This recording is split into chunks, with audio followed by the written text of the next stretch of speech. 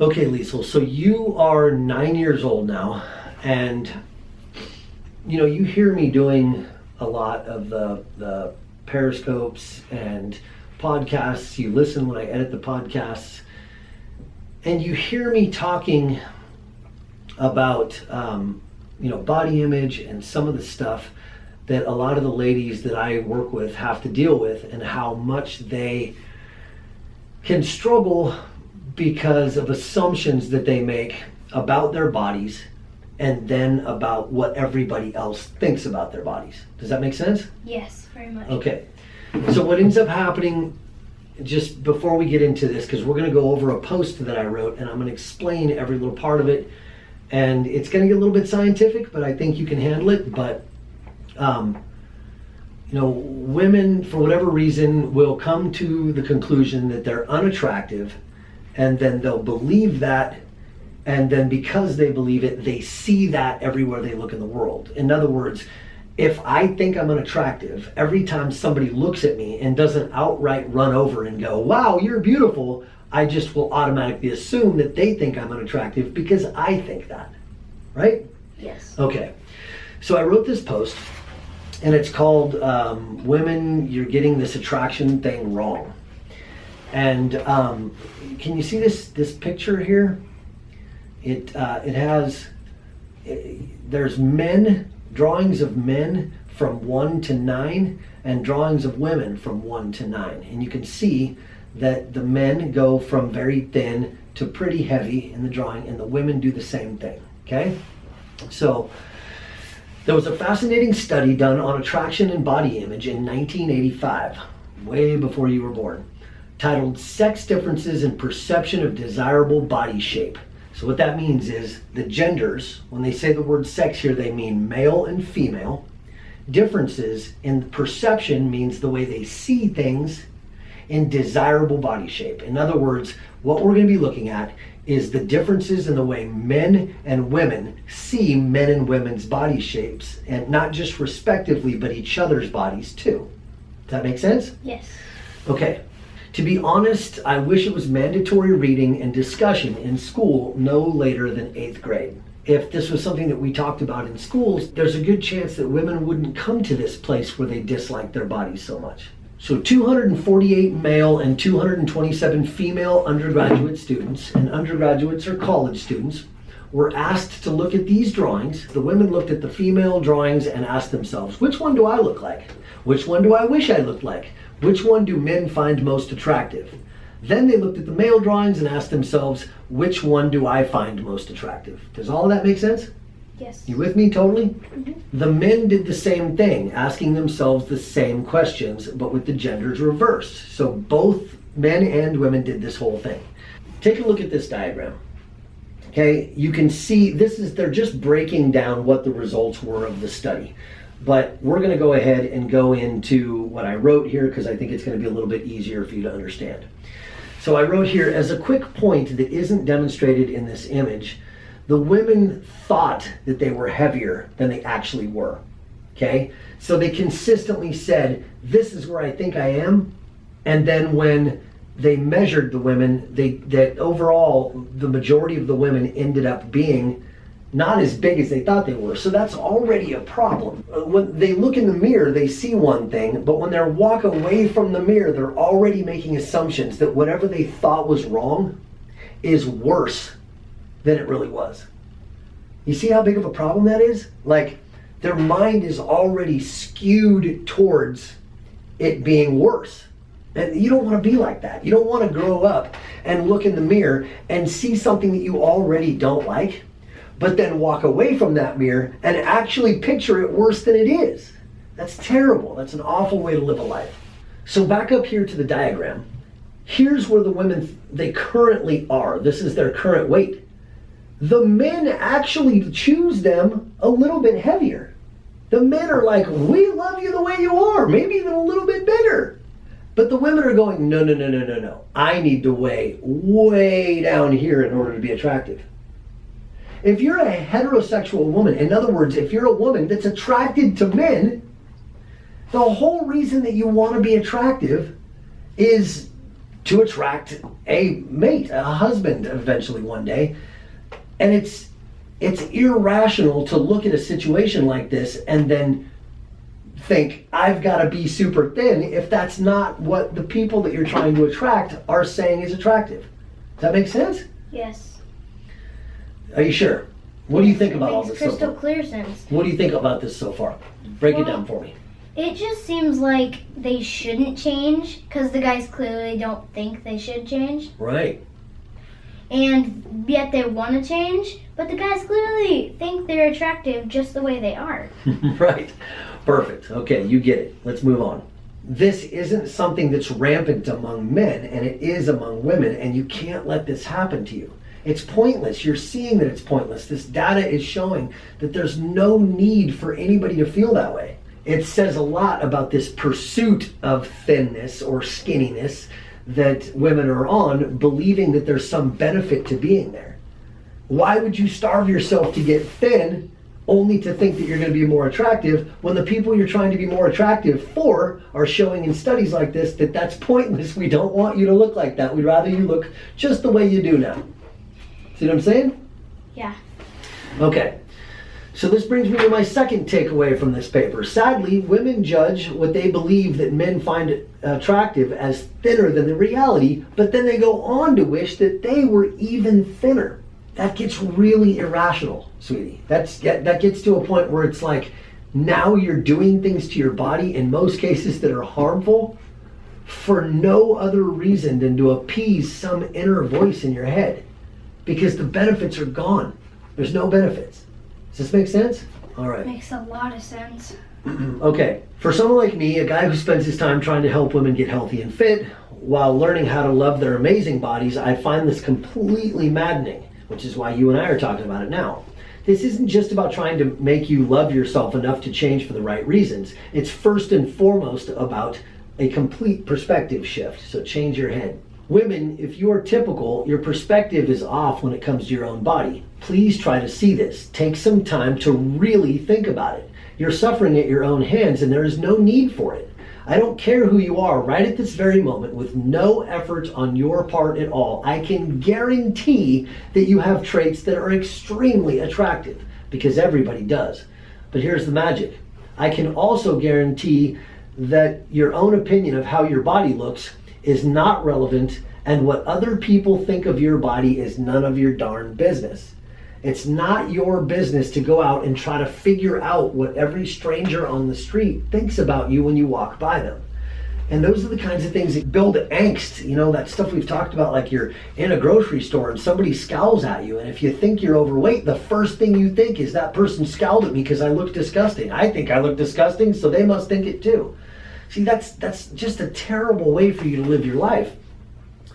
So spend enough time convincing yourself that you are unattractive, and you will become someone who repels others with the look on your face and the slump of your shoulders, the wary and untrusting look in your eyes. None of this means you aren't pretty. It just means you look miserable. So what I meant by that was, if you come to the conclusion that you don't look good, it will eventually become irrelevant whether or not you do or don't look good, because you will walk around with that wary, untrusting look, slumped shoulders. Don't approach me, because if anybody comes over here and talks to me, it typically ends up being hurtful for me because everybody hates me anyway. And you're not approachable, and then you're watching other people who are approachable and happy get asked out on dates, and you're going, well, it's because I'm fat. And it's not because you're fat or unattractive, it's because you don't look approachable. You look miserable. Nobody would want to spend an evening with you. So it's this convincing that you do of yourself. Now, having said every bit of this, you know that I have been preaching this message from the very beginning, that if you let your body go, you should want to fix it, but not because other people will see it and treat you differently. Right. Because they won't. You should want to fix it because you deserve it. Your body deserves it. Your body is the way that you will experience this world. Your health and your vitality will come down to the total of that will come down to how much of this life you get to experience and enjoy. So when you look in the mirror or look down on a body that you haven't necessarily kept in health, and you are overweight and out of shape, you owe it to yourself and to your body to get back in shape. But don't ever do those things in order to be able to go out into the world and have people treat you differently, because the best that's ever going to happen is a couple of your friends or coworkers are going to walk past you in a hallway and go, wow, you look like you lost some weight. And that's it. It doesn't get any better than that. So do these things because they matter. I'm never going to tell you, just love yourself the way you are. I'm never going to tell you that, because if you aren't healthy and taking care of yourself, you're not loving yourself. You can tell yourself whatever you want. You can say, oh, I'm fine, I love myself the way I am. But then why are you treating your body so badly? It isn't about whether or not somebody looks at you and goes, ew, I don't like the way you look. The heck with what anybody thinks about the way you look. But you should care about how healthy you are. You should care about how fit you are. You should take good care of yourself, not for anybody else, but because Liesl Seib deserves it. So I think that some moms get in the habit of or dads get in the habit of telling their kids, no matter what you look like, it's always fine and you're always okay just the way you are. I can't in good conscience tell you that, because I do this for a living. Yes, it is fine as far as everybody else's opinion. Nobody else needs to approve of this. But you should want to take care of yourself, not to look better, to be better, to feel better, to be strong and capable and fit. To the medical community, healthy just means not sick or free of disease. But to me, in my career, healthy means full of vitality and energy and your ability to really live your life. So you should want that at all costs, I would hope. But you do not ever have to want to look different for any reason other than you can look at your body with your own eyes and see if what you are doing is not treating your body well. And that will come across in ways that when you fix those things, you'll become more physically attractive, but that's sort of irrelevant. Live with vitality and live with peak health, and you're going to be super attractive anyway. Because attraction comes down to things that you already are, like smart and funny and confident and well-spoken. You are already all of those things. And as you grow up, you're just going to become more of those things. Those things are just going to blossom even more. So don't look at your body to try to figure out how attractive it is. Look at it to try to figure out how healthy it is, and it'll be attractive by accident. I can promise you.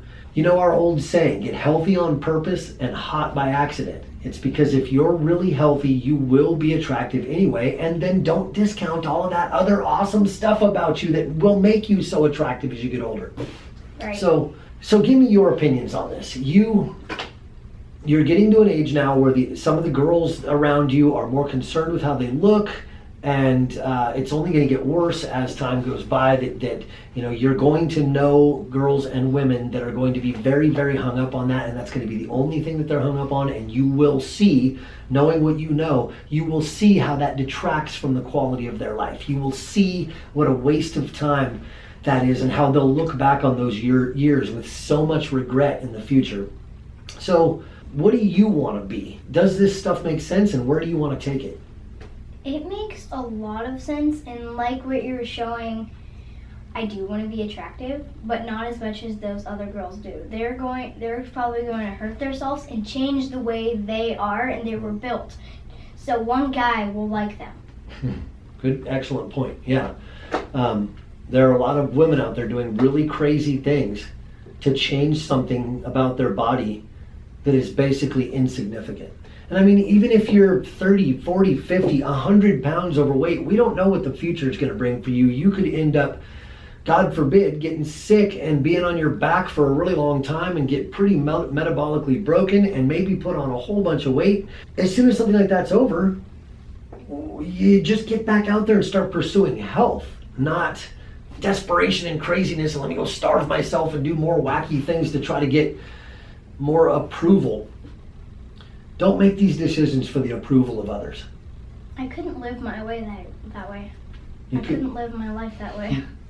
You couldn't live the way you want to live? Yeah. I think you have a good head start. I think that you understand better because we've talked about this stuff so much for so long. But I wanted you to look at the actual data. I think you're old enough to finally start to understand this kind of stuff, to see that when we go out and we test men and women, when we're looking at things like body image and what women want to look like as opposed to what they look like, and then what as opposed to what they think men find attractive, it just gets really irrational really quickly.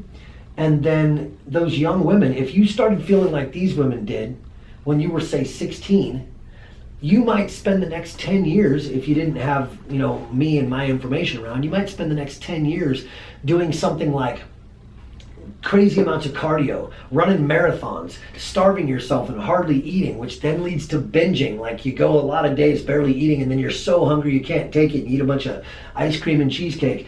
And this back and forth thing that does slowly break your metabolism, and then you actually do get really unhealthy and overweight.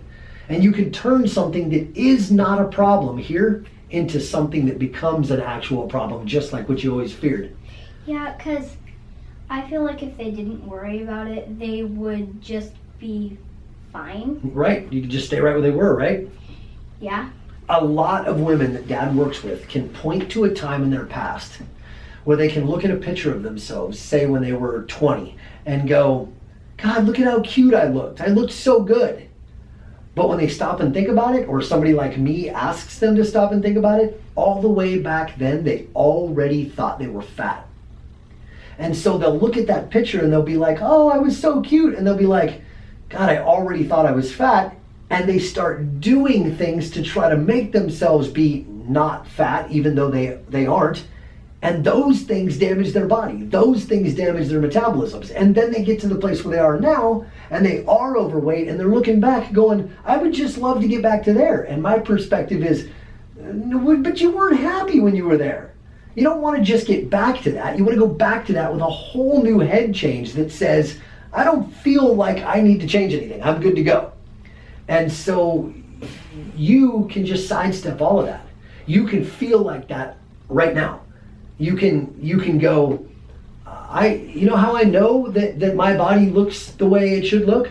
Because I take really good care of it, and that's all I need to do. I don't need to look at places and squeeze things. Oh, this needs to be smaller, or this needs to be bigger, or my hips are too big or too small, or whatever the thing is that you focused on to decide is wrong with your body. You can look at your overall health and vitality and go, yeah, I got it. I think I've told you before. In humans, attraction is about genetics. When male and female get together to create babies, they're mixing genetics. Now, genetics would be what makes you and your sisters have some traits from mine and some traits from your mom. Some traits from me. Some things that about your character or the way you look or your build are like me, and some of those are like mom. It's like we shuffled our genetics together, and some of them you guys didn't get, but the rest of them, half of my genetics and half of mom's genetics, ended up making you guys. So what makes somebody attractive is when mom and I found each other attractive, whether or not we knew we were doing it, we were basically looking at each other and going, I believe that this other person is a good place for me to mix my genetics with their genetics to make the best possible offspring. And I'd like to say we did a pretty good job of that, but that's what attraction is. Now, you get your Disney movies, and when you get older, you might read romance novels about sparkly vampires or something else that Dad will make fun of you for. But however you want to romanticize the idea, whatever fantasy you want to dream up, it still comes down to people trying to find the best possible place to create offspring so their children have the best chance in their lives. Okay? In humans, that's about health. That's always about health. We're looking for very healthy, vital, vibrant creatures with which to breed. And if you forget that, you will end up in the same place as these women in this study. Right. You think you get it? I get all of it. Okay, we're going to come back to this conversation, and I'll have other things that I'll want to show you in the future, but we're going to come back to it over and over again as you grow up, because I refuse to just throw you to the wolves and let the world turn you into a miserable girl who's too hung up on the wrong stuff. Let's go forth and be awesome. Okay. Another high five.